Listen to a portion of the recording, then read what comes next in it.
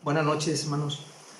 Es nuevamente un gran gozo el hecho de estar reunidos con ustedes para meditar sobre este pasaje de la Biblia, esperando siempre que sea de gran edificación para nuestras vidas. El texto que vamos a leer se encuentra en el libro de los Gálatas, capítulo 6, y vamos a leer los versículos del 7 al 10. Gálatas 6, versículos del 7 al 10. Dice la palabra de Dios así: no os engañéis, Dios no puede ser burlado, pues todo lo que el hombre sembrare, eso también segará. Porque el que siembra para su carne, de la carne segará corrupción, mas el que siembra para el Espíritu, del Espíritu segará vida eterna. No nos cansemos, pues, de hacer el bien, porque a su tiempo segaremos, si no desmayamos.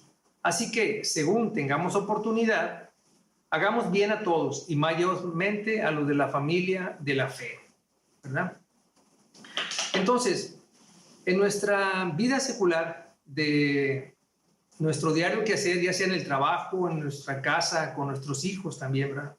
Nos ha pasado que en algún momento de nuestra vida hemos llegado a sentirnos como cansados, quizás como agotados, sin ganas de continuar, sin ganas de luchar, ¿verdad? Es como si quisiéramos de repente tirar la toalla, como comúnmente decimos. Ahora, en el ámbito espiritual sucede algo muy semejante a ello. Y es que, por ejemplo, cuando llevamos mucho tiempo trabajando para el Señor en algún ministerio de la iglesia, podríamos llegar a experimentar una fatiga o cansancio espiritual. Y no es que hayamos dejado de creer en las grandes cosas que Dios hace a través de este ministerio, sino que son diversas situaciones personales y quizás grupales que experimentamos con nuestros trabajos en el ministerio, los que pudieran llegar a producir en nosotros un abatimiento espiritual. Esto pasa y aplica a todos los creyentes, como pastores, líderes, encargados o responsables de ministerios.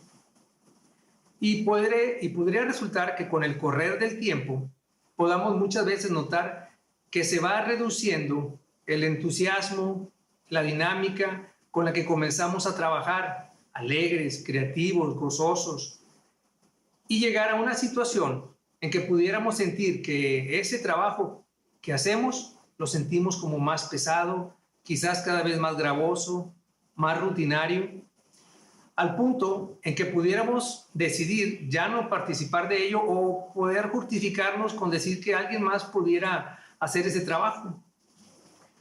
Y sucede que en nuestra vida en particular pudiéramos también llegar a sentirnos así, como agotados espiritualmente.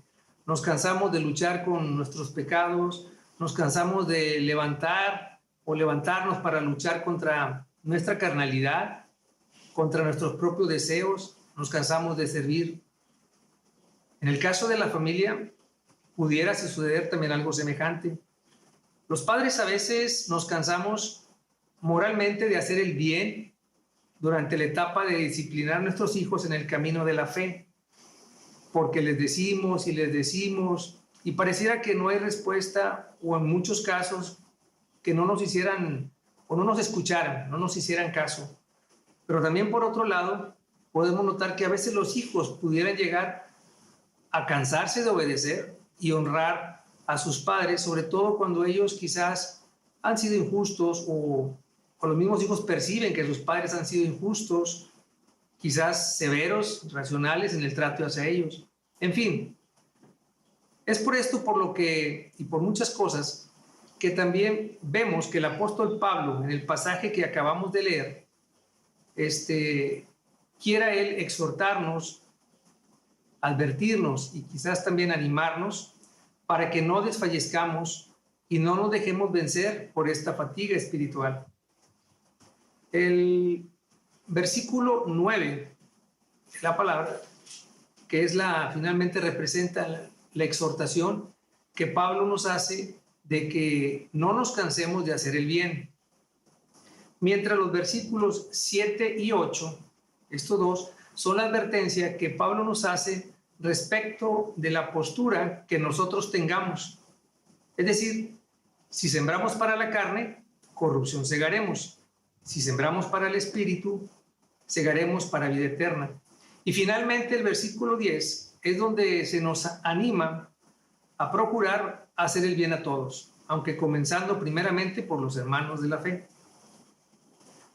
Es cierto que debemos entender que hacer el bien requiere de un esfuerzo continuo, un trabajo constante, porque nuestra naturaleza humana por sí sola carece de perseverancia, pronto se desanima, porque como pecadores en un mundo caído, entonces tenemos esa tendencia a cansarnos y parar la tendencia de hacer el bien que estábamos haciendo.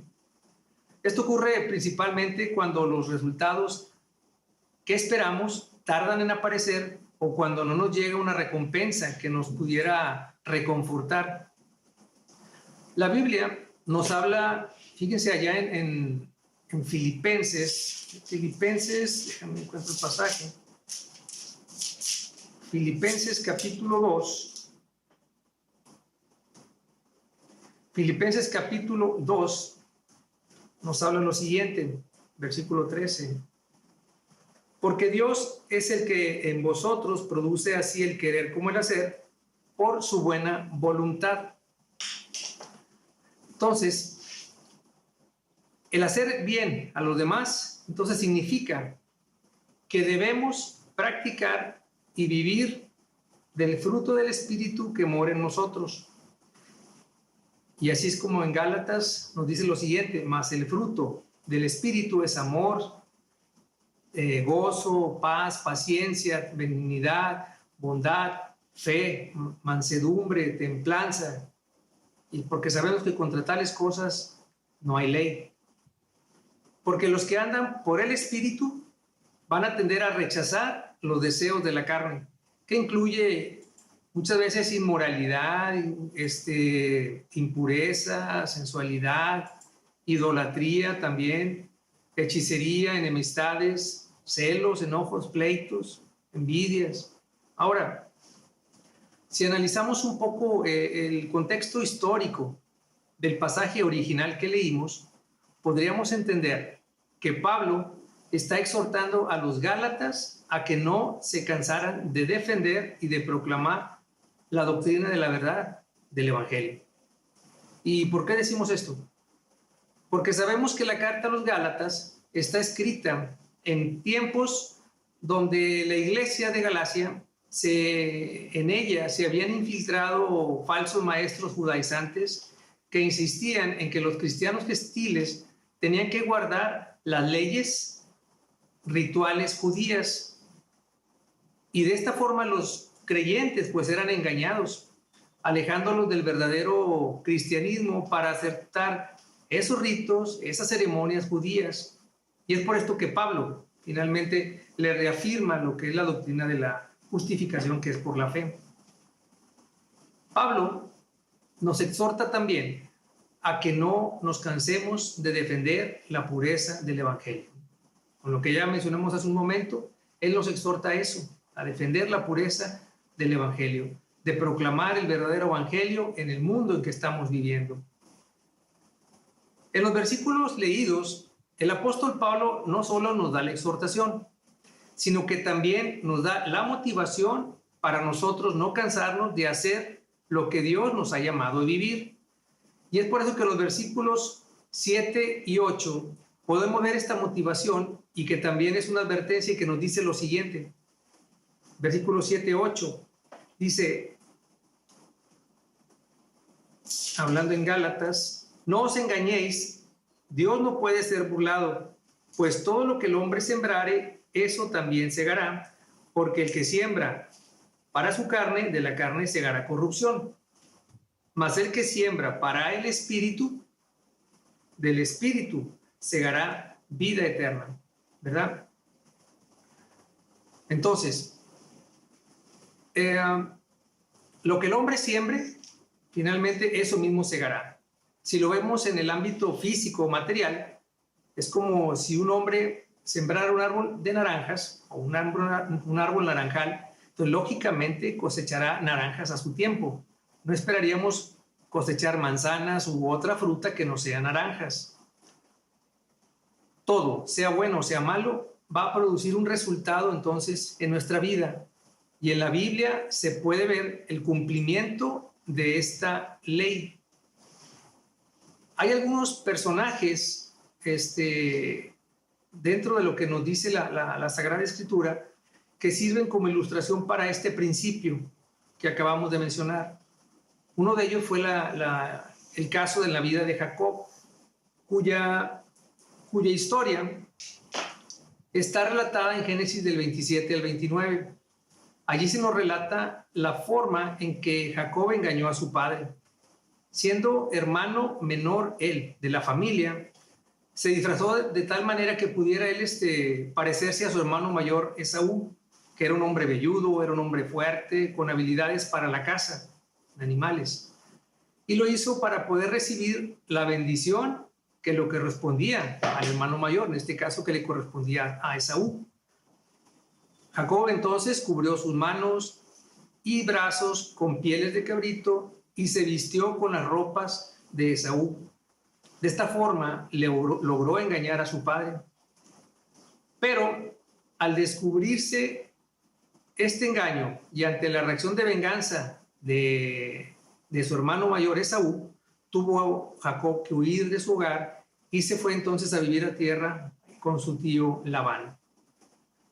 Jacob había logrado su objetivo, adquirir la primogenitura, al engañar a su padre, pero con total impunidad, ¿verdad? Pero la palabra de Dios nos dice que lo que el hombre siembre, eso también segará. No va a segar algo parecido, similar, sino que va a cosechar algo que es idéntico. ¿Qué es lo que le ocurrió entonces a Jacob estando en tierra de su tío Labán? Bueno, Jacob se enamoró de Raquel, la hija menor de Labán, y después de hablar con Labán y llegar a un acuerdo con él, trabajó durante 7 años para poder casarse con ella. Transcurrido este periodo, tuvieron la fiesta de bodas y cuando él levantó el velo del rostro de la novia, ¿qué fue lo que encontró? Pues se dio cuenta que la novia no era Raquel, o sea, la hija menor de Labán, sino que era Lea, la hija mayor, que no era tan hermosa como Raquel. Podemos pensar que Jacob, en su luna de miel, aprendió una lección, y esa lección fue que él había engañado a su padre, habiendo simulado ser el mayor, cuando en realidad era el menor de los hijos. Y ahora su tío le entregó a su hija mayor, cuando él pensó que se estaba casando con la hija menor.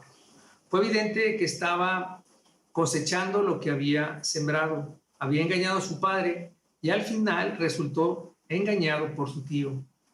Ahora, también la palabra de Dios nos dice que el que siembra para el espíritu segará para vida eterna. Recordemos que Abraham creyó a Dios y anduvo con Dios en la tierra de Canaán. En esos tiempos el cananeo, que era malvado, idólatra, estaba en esa tierra, estaba en la tierra. Posteriormente Dios concede a Abraham el tener un hijo que lo llamó Isaac. Cuando éste creció y se convirtió en un joven, su padre le llevó a la cumbre del monte Moria, en obediencia a un mandato de Dios que le había pedido. Abraham se preparó para ofrecer a su hijo como un sacrificio. Sin embargo, Dios no le permitió hacerlo. Así que Abraham, en esta situación, él sembró agradando al Espíritu y cosechó para la vida eterna.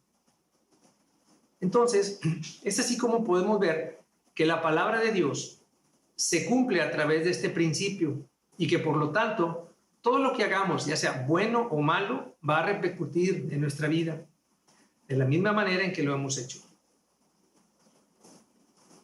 Ahora, otro punto adicional se refiere que así como Pablo nos habla acerca de que no nos cansemos de hacer el bien, podemos ver también ahora en Gálatas capítulo 5:13 que se nos dice que no nos cansemos de servir. Gálatas 5:13, déjenme leer el pasaje. Dice así: porque vosotros, hermanos, a libertad fuisteis llamados, solamente que no uséis la libertad como ocasión para la carne, sino servíos por amor los unos a los otros, ¿verdad? Entonces, un cristiano es por naturaleza, es un siervo de Dios. El llamado que Dios nos hace es para servir.